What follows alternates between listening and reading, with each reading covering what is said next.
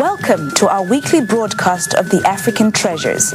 Here we bring to you African arts, culture, and music. We also discuss issues of concern to people of the African descent in America, the Caribbean, South America, Africa, and all over the world. We invite you to come and see Africa in a positive light. So stay tuned and tell your friends to do the same.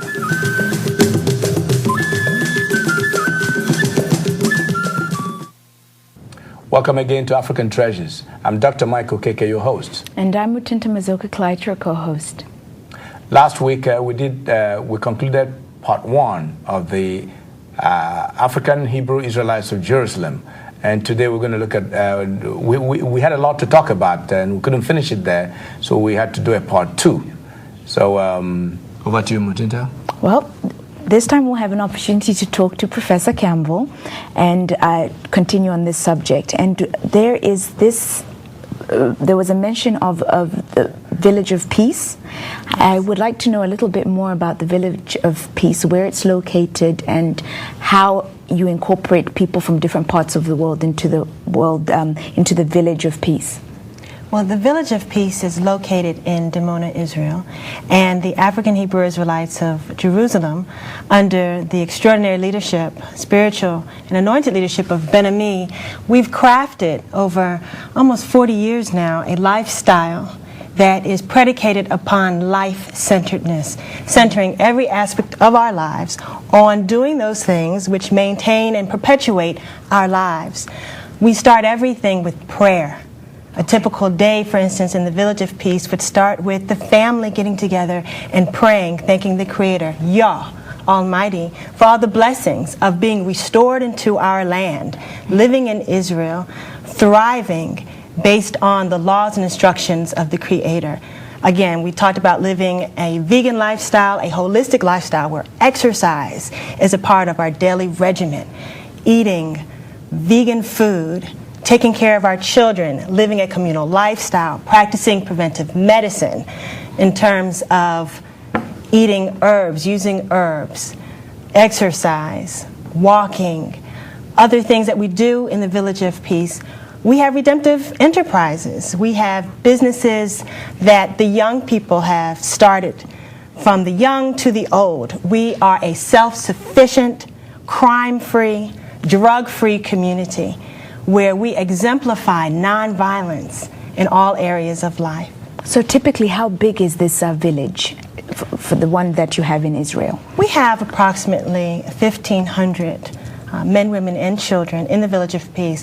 And outside of Dimona, outside of the village itself, and throughout Israel, we have people in Herzliya, Tiberias, Beersheba, in various parts of Israel and throughout the continent of Africa. So regarding Africa, what countries do you have settlements or villages of peace? Ghana, okay. Benin. We also have in South Africa, okay, members of our community that maintain this disciplined, liberated lifestyle where our joy and our happiness comes from living according to the laws and commandments of the Almighty. So for those people who want to convert to this type of lifestyle, what piece of advice could you offer, and how do they go about doing so? Well, because we're not a religion, it's a lifestyle that those that want to experience peace and joy and happiness, who want to experience having children that are respectful, that enjoy being children, that are not weighted down by a lot of the Western media influences and sex and drugs and disrespect and disorder, homelessness. We are rooted in family.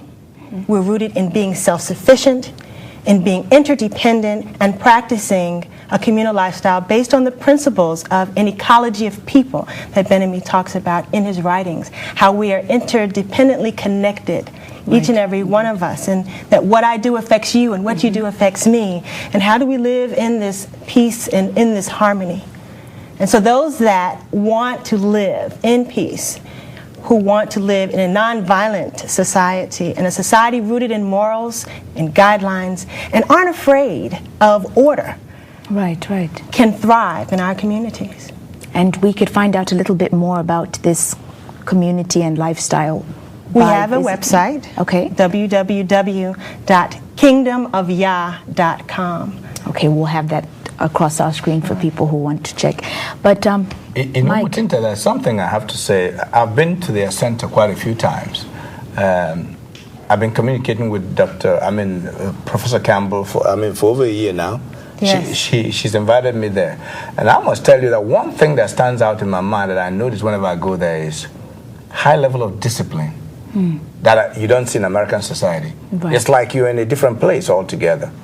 And again, respect, which is missing in American society, especially children respecting their elders and their parents. They have a high level of discipline, respect, and order. And I just want you to know that.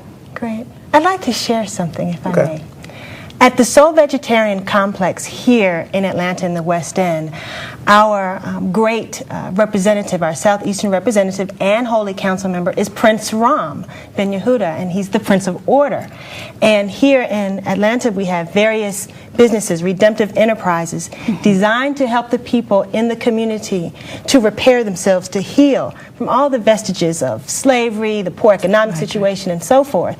With the Boutique Africa, where people can feel proud and feel beautiful again, being African people, where people can eat a diet that will give them life, a vegan diet at Soul Vegetarian Restaurant, the Juice Bar. We have the Braiding Salon. We have the Colonic Center, where you can practice the holistic preventive measures to reduce disease by getting your colon cleansed. So at Soul Vegetarian Restaurant Complex, that order and that respect has been a part of our culture from Dimona through Ghana and Benin all the way to here in the Americas, where you will find Hebrew Israelites living a disciplined lifestyle and not afraid of order, of instructions, and appreciating this process of being repaired and brought into oneness with our Creator. wow, that's very powerful. On that note, we're going to take a station break, and we're going to explore more about the African Hebrew Israelites of Jerusalem. Stay tuned. We are bringing the treasures of Africa from all parts of the world straight to you. Welcome to Atlanta, Miss Nigeria. We're so glad to have you here. Thank you very much, Miss Nigeria Atlanta. I'm so glad to be here, and your city is so beautiful. Yes, Atlanta is a very multicultural city with lots of African American businesses. Well, talking about businesses, how do I get to do my nails, my hair, see a doctor or dentist or something? Well, the Metro Ebony pages would be your answer. We have 2 editions, one that focuses on North Atlanta and one on South Atlanta, and it will tell you everything that you need to know. Oh, really? Wow. Metro Ebony pages. Yeah, Metro Ebony pages. For more information on how to include your business in the Metro Ebony pages, you may call 404-209-8654. Welcome back to African Treasures. Today we have the African Hebrew Israelites, and it's a very fascinating show. Please feel free to visit our website at www.africantreasurestv.com. Also, please visit the African Hebrew Israelites website at www.kingdomofyah.com. Kingdomofyah.com. Mike, over to you. Thank you, Mutinta. There's a question that I'm sure a lot of people out there will love to know. And I want to ask you this. In your community, within the organization, you practice polygamy. The organization allows and welcomes polygamous marriages, right? Yes. Can you, how do you handle that? And why do you prefer it over monogamy or one man, one woman here as practiced in our society here in America? Well, for me, when I first was introduced to the community and was brought that aspect of the community, I responded as any typical American person. Oh, well, everything's really nice, but I don't know about that. At the same time, I was studying African history, African culture, African American communication in my graduate program, and I couldn't help but recognize the truth that polygyny is practiced in over 3/4 of the world. that the majority of the people practice this anyway and have historically in most traditional cultures, even in Europe prior to the feudal system. And in my studies and found out that monogamy, a rather new mandated marriage system, actually perpetuates broken families. It perpetuates deception, where men end up having other relationships, other children, and not being held accountable for those children. Polygyny by consent is how we practice marriage. Every man does not have more than one wife. Every woman in the community is not forced to be a part of a polygynous system. We see the divinity, we see that it is spiritually based and rooted, we see that it is a healthy practice when followed by or based on the laws and instructions of the Creator. We have to treat each other fairly. A man cannot abuse his wife. A woman cannot abuse her husband or the marital system. It's about family. It's about men and women coming together to take care of the children, to take care of the household responsibilities, to order a society that is communally based, that is interdependent. And we look at Isaiah chapters 3 and 4 and other scriptural references that my wonderful husband can talk about. But again, it is something that I'm proud of, that many of us in the community have no problems. If in America a man can marry another man and a woman can marry another woman, and it's supported, and it is supported, it is a political platform today, then certainly if a man wants to stand up and be a man and say, I will take care of the women that I love, I will take care of the children that I have fathered, then certainly we should not have any problem with it. We should support that type of platform. Well, then let me ask you this. Yes. A man can take on more than one wife. Yes. Can take 2, 3, 4, as many as he can. 7. So 7 is the max. Yes. Okay, I was going to ask you what's the reason for the number 7, but that would be detracting a little bit. Okay. Can a woman have more than one husband? Not in our community. So that right is only available to the male? Absolutely. Do you know, I mean, can you tell us why a man can but a woman cannot? Absolutely. The reason that a woman can is for the protection of the woman. Just like a man does not breastfeed a baby, a woman's body, her reproductive system, cannot handle multiple male partners. Why do I say that? A man has multiple seed. He may produce millions of seed in terms of semen. Absolutely. A man but is a nation. Woman will only have in her lifetime a limited number of eggs, perhaps 300 or so, around that number. And so just in the way a woman is designed, it would be counterproductive. It would ruin her reproductive organs to have multiple sex partners. How do we know that? There are many studies now that talk about women that have early sexual experience and multiple partners being more prone to ovarian cancer. And so this law, established by the Creator, is to protect the life and the well-being of the women. Most women that I know have never desired to have multiple male partners. When she has a man that she loves, who is responsible, who is taking care of her and the family, she is satisfied. Other people that enter that relationship, whose purpose and whose intention, other women that have a pure intention to expand that family, to love that husband and the children, and as sister wives, we call each other sister wives. Don't you have jealousy among the sisters? Like if a man has one wife, second wife, the third wife, how do you bring in the fourth one? And what is the relationship between these two, between the ladies who are married to this one man? I'll say jealousy. 2 questions, of course. Jealousy is a social construct. Jealousy is a state of consciousness. It reflects insecurity. It comes out of deception and insecurity. If you have a society where you tell a woman that her only worth is based on her ability to attract a man sexually. I'm saying, coming out of the Western social construct, jealousy is in the fabric of how we've been socialized.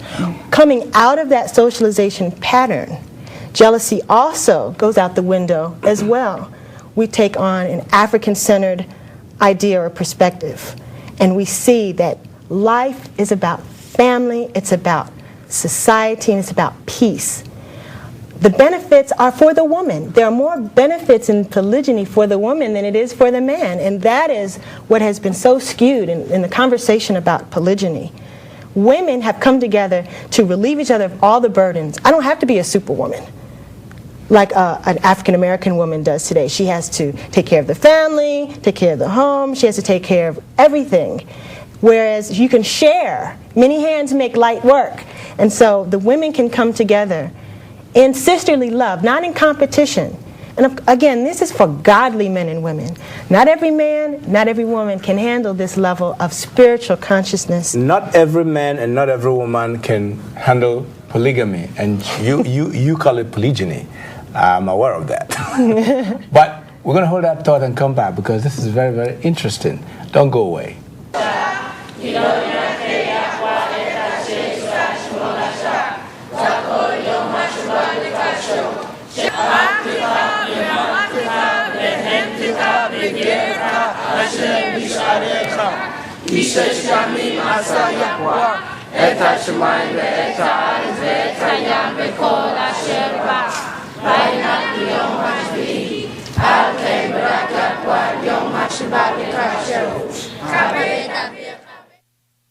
Israel, et mino Adonai Hamashiach, kol misichah tzara v'atura v'kol chasidah b'malchut anu.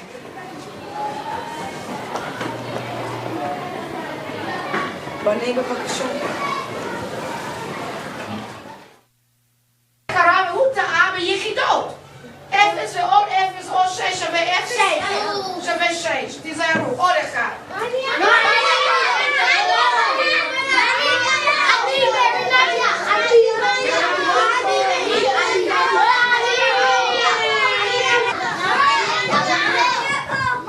יעלה אפרת.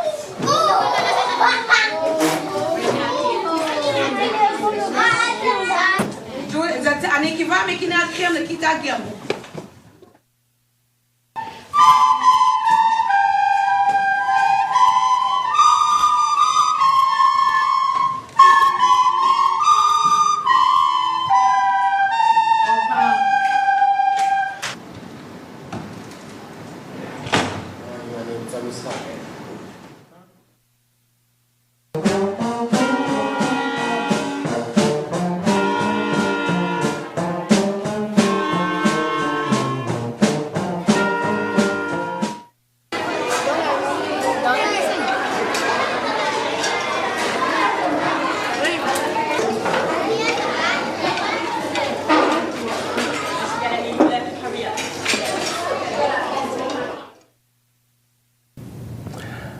Welcome again to African Treasures. I'm Dr. Michael Okeke, your host.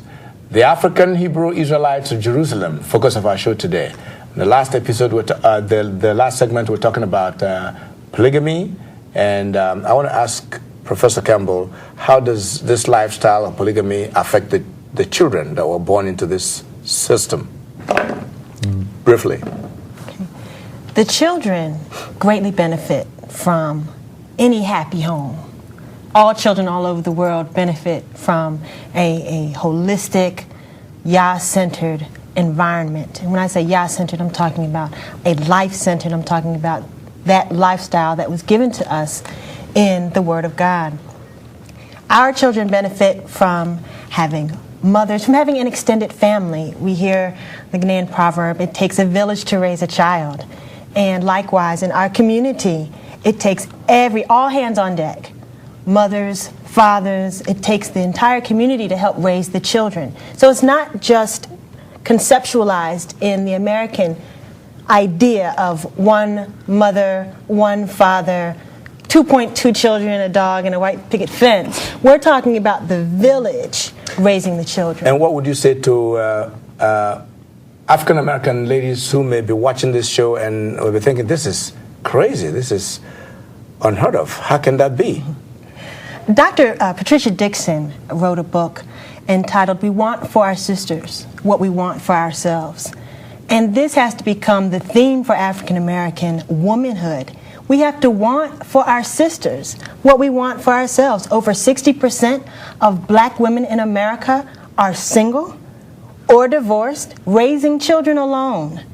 Those that are married oftentimes complain that their husbands have girlfriends or boyfriends, other partners. And so we're saying, let's bring truth at the center of this discussion and realistically craft a family and a society that will take care of our children and take care of our nation. And live a life that's void of hypocrisy. Absolutely. Hypocrisy. Hypocrisy, deception.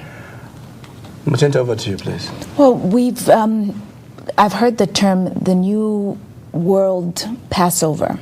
What is that all about, and what's the premise behind it? New World Passover is a time for those of us, African Hebrew Israelites of Jerusalem, and all of us, people of African descent, and people of all nations, celebrating the great exodus out of America, the fulfillment of Ben-Ami's vision of leaving America and returning to the Holy Land. And every May, around the second, third week of May, in Dimona, Israel, throughout the land of Israel, throughout Africa, and in the Americas, we celebrate the day that we left America and sojourned back, to return back to our African culture, our African roots, our African Edenic heritage. And we have festivities for 2 days, food, fun, members, officials of Israel, the Dimona mayor, and other officials, guests, celebrities, all kinds of people come. Can I ask you this? May I jump in? Go ahead, please. Yeah. I get the idea. The Passover thing, the Passover feast is rooted in the Bible, of course, right? Well, traditional Passover... Or is it different from the one in chapter 12 of Genesis? The Old World Passover, or we call the Memorial, Right. Actual name is Memorial Passover, where we celebrate the time of Moses taking the children of Israel out of the captivity of Egypt to the Promised Land. And in that same context of passing over, okay, from death to life, from captivity to liberation, in that spirit, passing over, we celebrate the New World Passover. So it's different from the one that Moses and the Israelites did in, that's recorded on chapter 12. We celebrate the traditional Memorial Passover. And we also celebrate, and it's a celebration again, festive celebration of when we left America. There's something peculiar about it. I was reading that passage last night when I was preparing for this show. And chapter 12 of Genesis, from beginning to end, was talking about how God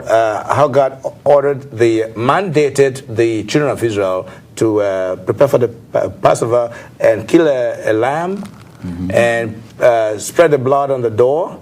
And when the angel of death will come, it will pass over the door that had the blood on it, right? Yes. All right. And they are supposed to eat the meat of the lamb, roast it, and eat it with something bitter herbs. And I'm asking, if your faith is rooted in the Bible and you believe the Bible, wouldn't somebody think that you're picking and choosing? When the Bible mandates in the Passover that the children of Israel will kill the ram, the lamb, or is it a ram or lamb? I don't know which one it is anyway. But it's in chapter 12. Yes. Now, roasted, specifically, it was stated how it should be prepared and eaten. Now, do you think God did something wrong, or was telling them to eat meat when they're not supposed to? Because you don't believe in eating meat. If I may. Yeah. If I may. There are many similitudes in the Bible. When we think of the New Testament and we think of John the Baptist when he saw Jesus, Yeshua, behold the Lamb of God. Now, were we to roast Jesus and eat him whole? No. But it was a similitude. The lamb and the purification process which you were talking about was to represent the messianic person. We were to accept the instructions of God, Yah, in their entirety, to consume those instructions in their entirety. That lamb and the purging the lamb of impurities was just a similitude for accepting the anointed Messiah that would be sent. and purging ourselves. And purging ourselves. So, is everybody welcome to the city in Dimona? I mean, can I go? Absolutely. Open door. The doors, the gates of the kingdom of Yah are wide. But when I get in there, I have to conform with everything, with the way everybody's living over there, right? Well, we talked about converting. We don't convert. Right.